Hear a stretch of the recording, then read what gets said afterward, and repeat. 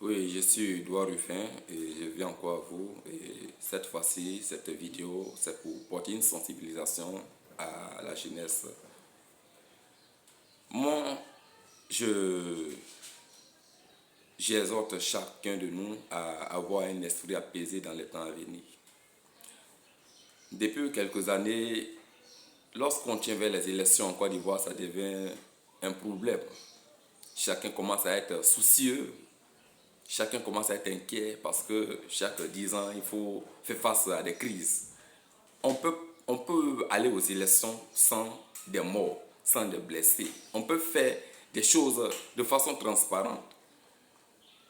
La crise de 2010-2011, j'ai vécu cela. J'étais à Abobo.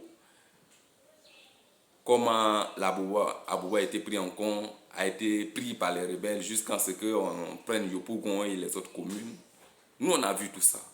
On a vu les choses qui se sont passées, la destruction qui a eu lieu. Il y a des jeunes qui ont perdu la vie. Et ces jeunes-là, aujourd'hui, c'est une grosse perte pour la Côte d'Ivoire.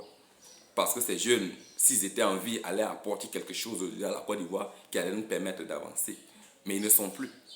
Donc, on ne peut pas encore causer d'autres occasions de perte de vie dans les années à venir.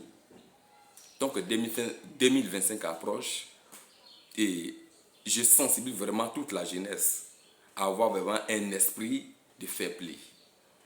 Les élections, ce n'est pas la guerre.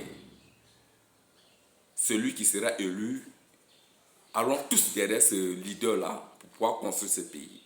Mais ne détruisons pas quoi que ce soit. Ne détruisons pas qu'un bien public.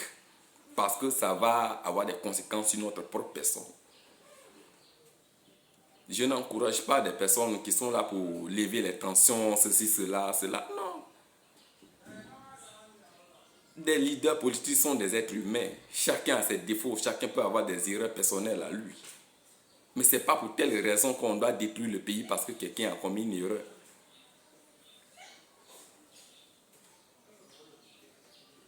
Et quand tu es une personne qui sort d'une famille pauvre comme moi, qui n'a rien, on ne souhaite pas le mal pour son pays. Parce qu'aujourd'hui, bon, des leaders, des ministres et d'autres, ils ont des moyens. Bon, si c'est compliqué d'aimer, ils prennent des vols, ils vont dans d'autres pays. Mais qui va prendre des pots cassés? C'est nous, la jeunesse, qui n'avons rien. C'est nous qui allons rester sur ce territoire. Et c'est nous qui allons payer le prix de toutes ces choses-là. Donc moi, je n'encourage pas vraiment les citations à la violence. Inciter les gens à la violence, je n'encourage pas ça. On peut tous perdre quelqu'un. La guerre, on sait comment ça commence, mais on ne sait pas comment ça se termine. Même toi-même qui es en train de citer les gens, tu peux perdre ta vie dans la guerre. Tu peux perdre des parents proches. Tu peux perdre des biens. Donc on n'encourage pas quelqu'un à aller détruire quelque chose, à détruire son pays. C'est pourquoi la vidéo passée, je vous ai parlé du patriotisme. Aimer son pays. Vivre pour son pays, pour le bien-être de son pays. Si on veut construire l'Afrique, ce n'est pas en faisant des guerres qu'on va construire l'Afrique. C'est en étant unis, avoir un esprit de fair play, de solidarité. Aujourd'hui, on met tout sur la tête des Occidentaux. Ah, ce sont eux qui ne nous aiment pas. Ah, ce sont eux qui sont là-bas des guerres. Mais c'est parce que nous-mêmes, on n'est pas conscients. Si moi, je suis conscient qu'il ne doit pas détruire quelque chose chez moi, même si un leader là que moi, je n'aime pas sa tête, je ne vais jamais aller soulever une arme pour aller enlever un leader. Mais c'est parce qu'on n'est pas conscient et les gens savent que nous sommes incités au mal. Nous ne réfléchissons pas assez. C'est pourquoi on pense que c'est les Occidentaux qui sont à la base de tout ce qui arrive chez nous. Si quelqu'un dit tiens, l'argent va tuer ton frère et que je n'y vais pas, est-ce que mon frère va mourir? Mais s'il prend de l'argent et que je vais tuer mon frère, c'est alors que celui qui m'a donné l'argent sera encouragé. Donc nous d'abord aimons-nous d'ailleurs, aimons-nous et évitons tout ce qui est perte de vie. En tout cas, c'est mon message pour les années à venir, que chacun de vous partage ça, aimez, liker et sensibiliser autour de vous. On peut faire quelque chose de transparent sans un problème. C'est possible. C'est possible en Côte d'Ivoire, c'est possible. Et faisons cela afin de construire ce beau pays. Le seul pays qu'on a, on n'a pas d'autre pays, c'est la Côte d'Ivoire, c'est ce qu'on a. Si on la détruit, c'est nous les Ivoiriens, c'est nous qui allons souffrir.